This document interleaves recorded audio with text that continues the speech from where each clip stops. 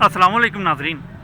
एक दफ़ा एक खातून किसी आदमी को कहने लगी कि माफ़ कीजिएगा, मैं एक छोटा सा सर्वे कर रही हूँ, क्या मैं आपसे चंद सवालात कर सकती हूँ? उस आदमी ने कहा, जी जी ज़रूर। उस औरत ने सामने खड़ी बस की तरफ इशारा करते हुए कहा कि फ़र्ज़ करें आप इस बस में बैठे हैं, अचानक एक खातून बस में सवार होती है जिसके बैठने के लिए कोई सीट मुयस्सर नहीं, तो क्या आप अपनी सीट उस खातून के लिए छोड़ देंगे? उस आदमी ने कहा, नहीं।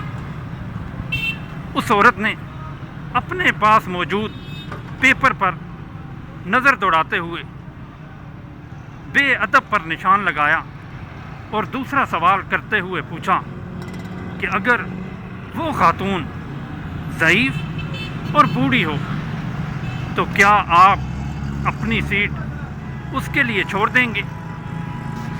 उस आदमी ने कहा, बिल्कुल नहीं। इस दफ़ा उस औरत ने खुद गरज पर निशान लगाते हुए कहा कि अगरचे वो खातून ज़ईफ़, बीमार और माजूर हो तो फिर क्या आप अपनी सीट उसके लिए छोड़ देंगे? उस आदमी ने कहा कि मैं अपनी सीट कभी नहीं छोड़ूंगा। उस औरत ने गुस्से से चिल्लाते हुए कहा कि तुम एक नहायत ही बेअदब, खुदगर्ज़ और जालिम शख्स हो, जिसे ना तो किसी खातून, ज़ईफ़, बीमार और माजूर का अदब सिखाया गया हो। ये कहकर वो औरत वहाँ से चली गई। पास ही खड़ा एक शख्स जो सारी गुफ्तगू को सुन रहा था, उसने उस आदमी को कहा कि वो औरत आपको इतनी बातें सुनाकर चली गई, तुमने उसे कोई जवाब ही नहीं दिया।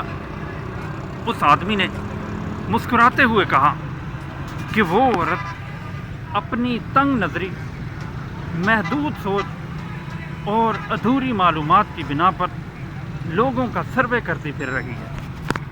अगर वो मुझसे सीट न छोड़ने की वजह पूछती तो मैं उसे बताता कि मैं किसी शख्स, खा मर्द हो या औरत, ज़ईफ़, बीमार, माजूर, टुंड मुंड क्यों ना हो, मैं उसके लिए अपनी सीट नहीं छोड़ सकता, क्योंकि मैं उस बस का ड्राइवर हूँ।